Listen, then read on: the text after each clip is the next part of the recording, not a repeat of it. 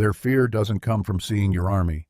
It comes from realizing one person alone dismantled everything they built. They had groups, networks, and dark schemes. But you, without even trying, turned their fortress into rubble. Imagine a gang convinced their numbers give them power, and then one quiet move from you sends them scattering like rats in the light. That's what terrifies them. It's not just your strength, but the fact that their collective couldn't match your individuality. Like a lone lion scattering a pack of wolves, you carried a presence backed by truth that was more powerful than any of their tricks. You didn't just survive their games, you humiliated them simply by existing, unaware that your presence was collapsing their rituals like paper houses. Their biggest mistake was underestimating your silence. They thought it was weakness, but it was a weapon. Your indifference was poison to their plans. They expected a battle but faced a mirror, seeing their own desperation and weakness reflected back at them. You are a living reminder that one voice of light can drown out 1,000 voices in the dark. Their schemes didn't just fail, they exposed them. They wanted you to look like prey, but you revealed yourself as the hunter. This isn't fantasy. It's the universe showing that one soul aligned with truth is stronger than 1,000 in shadows. You shattered their coven without lifting a finger. While they huddled together like cowards, needing each other's energy to breathe against you, you stood alone, needing nothing but your own presence. They built altars and mumbled chants, but their noise couldn't silence your stillness. You, with no spells or rituals, undid everything they worked for. Imagine a mob storming a house, their torches blowing out in the wind, realizing the house didn't even have to defend itself. That was you. You didn't fight back with their weapons. You simply existed, and your existence turned their storm into smoke. They hoped you would break mentally and emotionally, but you showed up every day, quietly and steadily, carrying a fire no chant could smother. They prepared for a war you weren't even playing, and that's what destroyed them. Power isn't always about what you do, it's about what you are. They performed, but you embodied. They wanted you to retaliate, but your refusal to step into their theater was the blade that cut them down. They learned the hard way that no ritual can override a soul designed to stand firm. Every failed attempt they made became a weight on their shoulders, and their rituals turned into funerals for their own power. They marched in crowds, but you stood with a higher rank. They came at you with numbers, believing that strength was in being many, but numbers don't define authority. Rank does. Your rank was higher than anything they could ever create. A swarm of ants means nothing against a single boot. That was you. Their plotting was crushed by your weight alone. While they gathered like cowards, you stood alone, unmoved and unshaken, and that single stance made their entire gang tremble. Weakness always hides in groups, and they relied on numbers because their individual power was dust.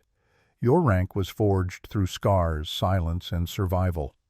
You were the ace in the game, the one piece that shut everything else down.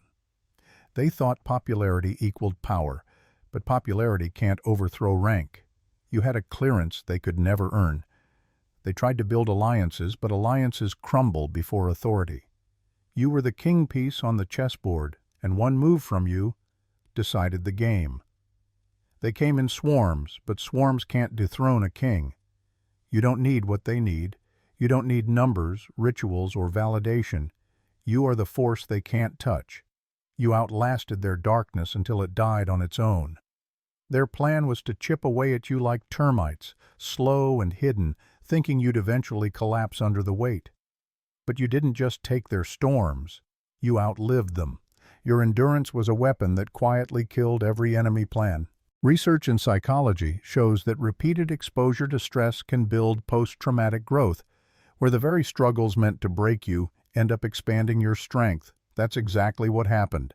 They kept throwing pressure, and every storm became another scar. Every scar, another piece of armor. They thought they were running a sprint, but you were running a marathon, and they were out of breath long before you hit your stride. You didn't grow bitter or become what they were. You healed, found clarity, and found fire in your eyes again. The storm's only victory would have been turning you into them, but it didn't. It activated you. You became the mirror that shattered their illusions. They thought their malice would sink into you like poison, but you were too aligned, too pure. That purity didn't just block their attacks, it reflected them. Their so-called spells never landed. They boomeranged, splattering right back into their own lives. Psychology calls this projection. What a person can't deal with inside themselves, they throw at someone else. But projection always rebounds. Their rituals cracked their own houses and ruined their own peace. Your joy after their sabotage and your peace after their chaos humiliated them. They didn't just fear you, they feared themselves reflected through you. You weren't just untouchable. You were a judgment they didn't expect. Finally, you walked through gates they'll never even find. They tried to climb walls and break locks with rituals and chants, but you didn't have to force anything. The universe invited you. Your access wasn't stolen, it was granted. Counterfeit power has an expiration date. It burns fast, but burns out. True access is rooted in alignment and lasts. They relied on secrets whispered in the dark, while you were downloading blueprints from silence and endurance. They wanted shortcuts and access without surrender. But those gates only open for those who have endured the breaking. They tried to destroy you because every step you take reminds them of the door forever shut in their face, and now their panic has a shape. It's the slow, sinking knowledge that every door they slammed in your face was only a door to a room they never belonged in. You move through thresholds as if they were breaths, effortless, unearned by their counting of candles or currency of fear, because your entry was never about force, it was about alignment. Where they built barricades from rumor and ritual, you walked through corridors lit by truth. Their maps were made of ink that fades. Yours was carved into bone and breath. They watch you pass with the same hollow amazement of people who discover a lighthouse where they expected a mirage. The shame of their impotence settles on them like cold fog, and they find themselves licking the edges of an emptiness only you could expose. Their network frays because every interaction turns into evidence against them. Allies become liabilities when facing light. Whispers that once bonded them now worm into accusation. People who once clung to the group because it gave them meaning begin to feel the tremor of their own conscience. Some slip away quietly, their loyalties dissolving like salt in rain. Others rage louder, desperate to remake the narrative. They invent new villains, new versions of you they can fight in the safe theater of projection. But the louder they perform, the thinner their script becomes.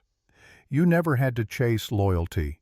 You cultivated authority through consistency, and consistency speaks louder than spectacle. Truth doesn't need a megaphone. It only needs to keep showing up. What terrifies them the most is not that you retaliate, it's that you do not need to. Your refusal to indulge their theater is a verdict.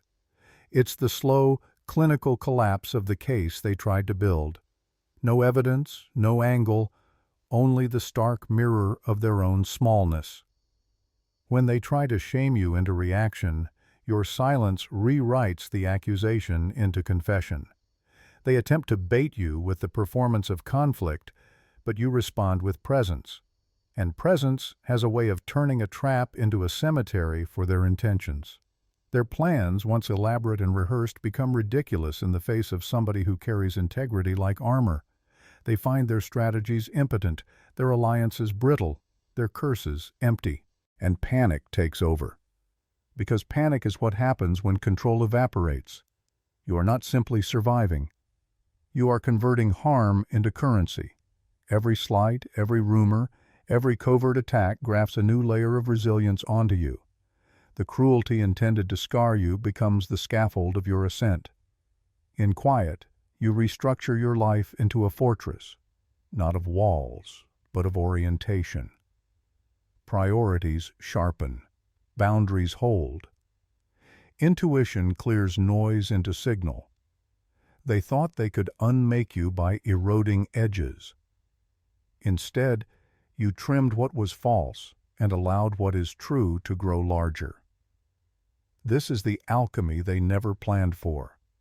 Their mud becomes your mortar. The world you build from those pieces is not petty revenge. It's a life calibrated to a higher frequency, and that frequency disturbs them because they cannot mimic its source. Their greatest loss is dignity. All the rituals, chants, and conspiracies were attempts to manufacture authority without the cost of virtue. They wanted power with the comforts of cowardice. Watching you reclaim space without their script reveals their bargain for what it was, a counterfeit stitched together by fear. When they try to posture, everyone sees the seams. When they attempt to convene another plot, fewer hands answer the call. What remains is a carcass of influence, impressive only to those who never had to stand alone. Meanwhile, your sovereignty becomes a living invitation to others who hunger for authenticity.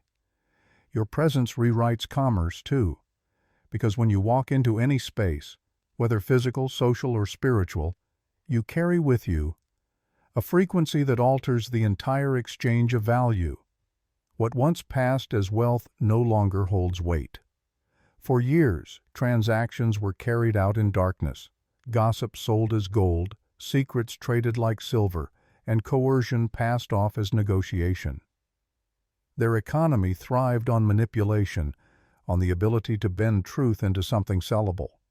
Influence was purchased not with vision, but with blackmail. Trust was replaced with leverage. Loyalty was nothing more than a pawn moved by fear. That was the system. A market where betrayal had value, where silence could be auctioned, and where dignity itself became a commodity. But when you arrive, when your energy cuts through their ecosystem, their entire market begins to crash. What once drew profit now bleeds loss. Their bargaining chips turn to dust in their hands. Their stock in deception plummets. The very currency they relied on, lies, intimidation, illusion, is rendered worthless in your presence. Deals that required manipulation now collapse at the first whisper of negotiation. Contracts drawn up in darkness fail before signatures even touch the page. Enterprises built on hollow promises, exploitation, and performance art can no longer attract buyers. Their audience drifts away. Their clients grow restless. Their support base evaporates. Why? Because your vibration reveals that their product was never real. Their influence was never earned, and their power was never sustainable. Suddenly, people who once followed them without question feel uneasy. They may not know why, but they can no longer buy into corruption without feeling the weight of it pressing down on their soul, and so attention begins to redirect. The flow of resources, energy, and loyalty shifts dramatically. Those who once invested in noise begin to hunger for substance. Those who once supported division begin to crave unity. Those who once financed shadows begin to seek light, without preaching, without campaigning, without even asking. You become the evidence that what is authentic holds value, while what is counterfeit disintegrates. And this shift doesn't stop at the individual level. It is not just social, it is structural. The ripple extends into the bones of institutions. Organizations that long tolerated corruption, hidden abuse, or moral compromise now find themselves exposed under the unforgiving spotlight of scrutiny. The excuses that once worked, "This is just how things are done," or "We've always operated this way," suddenly ring hollow. Boards that once nodded silently, committees that once ignored, social circles that once enabled, all of them find themselves held accountable in a way they cannot escape. For decades, they relied on indifference to shield them. But your presence removes that cover. The silence that once protected them now convicts them. Some institutions, feeling the pressure, attempt to reform. But reform under light is not easy. It is slow, painful, often bloody work. They strip away layer after layer of corruption, reluctant at every turn, trying to keep their form while changing their function. They will survive, but they will never be the same. Others, however, cannot withstand the exposure. They collapse outright. not because you raised a weapon against them, but because they were already hollow, their foundations built on. Shadows cannot bear the weight of truth, and so they crumble, leaving behind empty ground. That ground becomes space, space for you and those like you to build a new space, for structures aligned with truth, space for an economy that doesn't punish integrity but rewards it. This is the emergence of a new marketplace, one not built on fear, manipulation, or spectacle, but on resonance, alignment, and healing. In this marketplace, truth becomes the highest currency, integrity becomes the greatest investment. Healing and creation yield the most lasting returns. The shallow no longer rise, the deep do. The loud no longer dominate, the real do. Every collapse makes room for new construction, and every death of the counterfeit births opportunity for what is authentic to thrive. This is no longer about choice. It is about inevitability. You did not come to compete in their system. You came to end it. You did not come to play their game. You came to make it irrelevant. And in your presence, their markets fold, their currencies devalue, and their false wealth evaporates. What remains is the only thing that ever truly held worth: truth, light, and the power of creation. And one more thing before you go. Watch how the quiet revolution becomes ritual for the brave. Not the petty rituals of their making, but new rites born out of clarity. Morning practices that re-anchor you, boundaries that are taught with tenderness, and small public acts that reclaim ordinary spaces from fear. These are the ceremonies that stitch a different world into being, not through spectacle, but through the repeated tiny fidelities that make character. When you show up to your life and do the small, honest thing one more time, you're performing a kind of magic more durable than any theatrics they ever staged. People notice the steadiness. They start to pattern their days on what they see working in you. That emulation is not flattery. It is a transmission. You are seeding a culture of integrity by the simplest means, refusing to stoop, refusing to gossip, refusing to bargain with your soul. Turn your survival into instruction.